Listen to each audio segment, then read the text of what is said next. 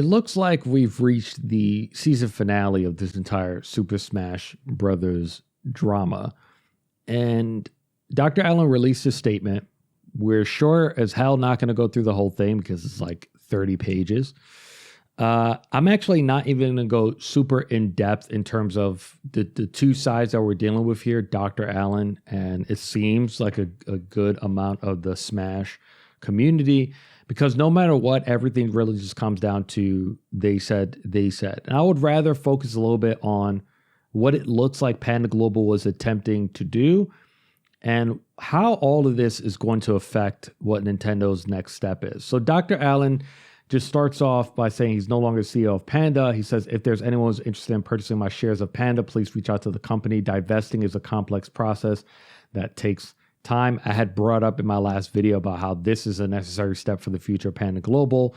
I hope that Dr. Allen understands that, today's price is not yesterday's price. This company is not as valuable as it was a week ago, but we'll see what happens in talking about the future of it. But I sort of have these cliff notes of what he brought up. These claims, the claims that he made was that Smash World Tour basically announced their entire circuit, even though Nintendo told them not to. And they did so because they felt that if Nintendo tried to shut them down, they'll be looked upon as martyrs. Dr. Allen also claims that the championship this year was fake in a way. Now, that has already been debunked. Not really sure why he had said that. And the other issue with this claim about all this being like a lie in order to just force Nintendo to give them a license is because, there's a lot of money involved. This was not just an idea. Like, it was already in practice. And they were told they weren't going to get a license 2 weeks before the event was going to happen. There's just no way that you don't lose money. So it's not a particularly smart bluff, right? He also claims that Ken Chen, a former employee of BTS, Beyond the Summit, was consistently stalling any progress towards Panda and them reaching an agreement on sharing broadcasting rights. You have people on the other side coming forward defending Ken.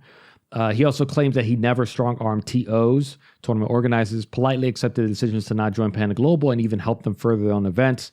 Various tweets corroborate this claim that Allen wanted control over events. You have Wisely. Since one of the TOs is mentioned publicly now, I've heard nearly every major TO say that Allen talked about wanting to buy out the rights to their tournament brands. His goal was to own the entire ecosystem. Bullback from Genesis. If in one call it was confirmed that he was to be the licensee broker of the whole scene, this has the potential to be really, really bad for everyone. That means eventually, if you wanted to, you would have to be part of Panda Cup to get a license, one person having the keys. L Deep has this theory. His theory is that Allen sold the Smash circuit to Nintendo without actually getting buy-in from the vast majority of tentpole Smash events. Then you have Ken Chen claiming that in March, they sort of saw this coming. Sounds like he is so desperate that he's trying to get Nintendo to bully TOs into working with Panda. Yeah, I don't think that can even happen, though. And then them saying that what Dr. Allen wanted was his whole backlash. And it's obviously Nintendo does actually care about public backlash. And obviously this will be the biggest public backlash in history. Smash World Tour also put out a statement, and it's just them sort of defending themselves. Dr. Allen said he doesn't understand why they had to cancel their championship this year. And they claimed once again, Nintendo wouldn't give us a license, and 1 + 1 = 2. Obviously, that would be a risk for them to put that on, especially if they didn't have explicit, even verbal confirmation from Nintendo, like, no, we won't shut you down. That didn't seem to come from Nintendo. So, this entire thing really comes down to they said. The problem with Dr. Allen's side of, or I guess he said, they said, is that it doesn't seem like Dr. Allen has anyone on his side. I feel like even the fact that a bunch of people from Panda decided to leave, whether it was players or casters, you think that if there was some sort of trust or even like, a feeling of doubt to what Smash World Tour and a lot of these organizers were saying, I feel like you would have people from Panda Global coming out and defending Dr. Allen. It doesn't really seem like that's what's happening in this situation, which makes it seem even more like he's not really giving everyone the whole truth. And that's the thing about this situation. The truth is sat in the middle. All of us have blindfolds, and you have two different parties trying to explain to us what the truth is, but we won't be able to really see it ourselves. You would have to make your own determination of who is telling the truth. All I'm saying is that it really doesn't really sound like Dr. Allen has many people on his side.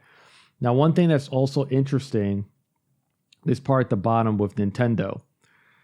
Working with Nintendo is challenging. They have high standards for their partners and care deeply about how their IPs are used. There's a lot of red tape to navigate for people used to red tape. The design of the Panda Cup was to help simplify that process and made it much easier for events to obtain licenses with or without Panda within a reasonable time frame. And I feel like this is really the big thing that I wanted to talk about, which is Nintendo's role in all this and potentially why I felt like Panda Global was on this path of, hey, if you want a license, you kind of go through us. What I want people to understand is that when it comes to tournaments, events, licensing, all this takes time and resources. All this takes money. And the thing about it is that every company and every single initiative that they go through, there's always an ROI that's calculated, which means a return on investment. So for Nintendo, if someone at Nintendo goes to their boss and they say, hey, we want to work with Panda Global and maybe these other people in order to help them with licensing their events, there's always this thing about, well, what's the return on investment for us? And when it comes to these types of initiatives, especially events, tournaments, things like the Panda Global Circuit, the Panda Cup, all of it really comes down to, we hope that the return on investment is obviously, you do want goodwill from fans, all that is positive PR, but a lot of it is also, well, does it lead to us selling more copies of this video game? And the thing about it is that the competitive community, even though you guys have definitely had an impact on sales, it's impossible for anyone to say that you've had the majority impact on sales of Super Smash Brothers. And I think what Nintendo was trying to do with Panda Global was to find a proper partner in order to cut down on the amount of time, money, and resources it would take for them to sift through this licensing ordeal. And I think that that's what they wanted out of Panda Global. So I think that Dr. Allen is being a little bit truthful when he says that. Now, it is up for debate. Did Dr. Allen let the power go to his head and he really truly wanted the entire pie? I think he actually mentions down here, we didn't want the whole pie and never have. Could this have been a lie? It's up for you to go ahead and determine that. But I think that Nintendo did look at this as a fruitful endeavor, a fruitful partnership to do what I have suggested in the last few videos that I put out, which is to have like a coalition of people that are able to almost like give a stamp of approval on a bunch of these events. So it is possible that Dr. Allen started this initiative with the best of intentions, but it kind of turned into the worst of intentions when he was trying to strong arm tournament organizers and things like that.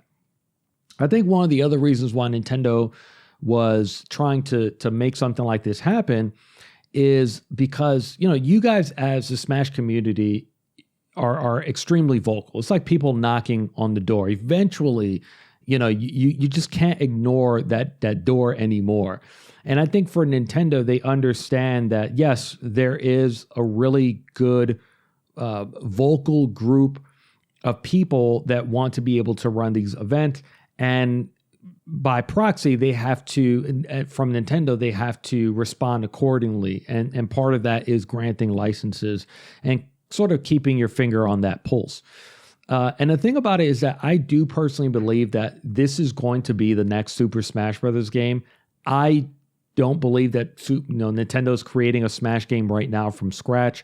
I think they're going to go the Mario Kart 8 Deluxe route. You don't put this much time and money into a video game. Just think about how many different characters they had to license in order to put into Super Smash Bros. Ultimate. I feel like you don't go through all that work and then just scrap it and then start from all over. I don't think that really makes much sense fiscally. It just doesn't really make much sense financially. So I think for them, Super Smash Bros. Ultimate is going to be the Smash game, the only Smash game for quite some time. So even if a Switch Pro comes out, Switch 2, whatever you want to call it, Ultimate Deluxe will be the Smash for that particular generation. And I think for Nintendo, they looked at it as like, hey, this isn't going to go away, right? Like, you guys are going to continue to play this game along with Melee. We might as well just embrace it in a sense, but then also find a partner to act as the middleman. So we're not spending too much time, too much money, too much of our own resources when we have so many other things to do in this company, especially when you think about the other things that we have to do are leading towards sales, whether it's for future titles or future games or whatever, what have you. And I think that was why Nintendo went ahead with this partnership. The big issue with everything that happened now is I think it is going to cause Nintendo to take a step back and sort of evaluate, is this even, is all of this worth it? And the one positive that could come from this is Nintendo just saying, you know what? We're not granting any licenses anymore. Just go ahead, do your thing. Maybe even asking organizers, just put you're not affiliated with Nintendo in any way. The only time we'll step in is if you really do something egregious or something really, really bad. But then that's the other thing. It's like, you talk about partnerships and, then your partnerships are going to suffer because do your partners want to partner with you if you're not affiliated or Nintendo's not even talking? It's just this whole big mess that was created. And I still think that probably them not granting Smash World Tour this license was still because of the Panda Cup. Like, once you really think about it, why would I want another circuit to have a championship a week before my official partnered Panda Cup circuit? Which is why I brought up an old video that Smash World Tour should have been shut down from the very beginning and been told no, we're not giving you this license. Yeah, so look, this entire thing really still boils down to they said. It's like, who do you personally trust? But for the future and the next step of what's happening with all this, I feel like it's more negative than positive, because if we're looking at what Dr. Allen was saying, and we take at least just a little bit of an ounce of truth from that, it seems like this was Nintendo's answer to, like, let's find a middle ground. Now, is it possible that, once again, you guys can create your own other little coalition that's definitely remains independent? Because I feel like that's a problem. I don't think that you want to be the person that's creating this bridge between Nintendo Smash community and then be officially partnered with Nintendo.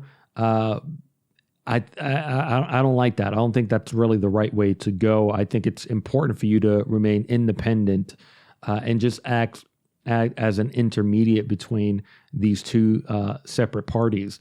Because I do think that there still would be interest within Nintendo, especially if my thinking going forward that, look, Ultimate is going to be the title going forward for quite some time.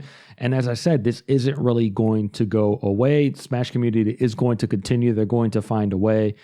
It's in Nintendo's best interest to find some sort of middle ground when it comes to this. So, it'll be interesting to see how Nintendo responds to all of this that's happening. I'm sure that they're not really in the happiest position because, Nintendo doesn't really want to be in the middle of any of this drama that's happening or that's going on. But then also it looks like they were the ones that tipped over that first domino with, not licensing and not being clear in their own communication or issues with their own internal miscommunication. But, it looks like this is the season finale. As I said, we'll see what happens next year. But let me know what you guys think in the comments. If you liked it, if you loved it, subscribe to it. And thank you guys so much for watching.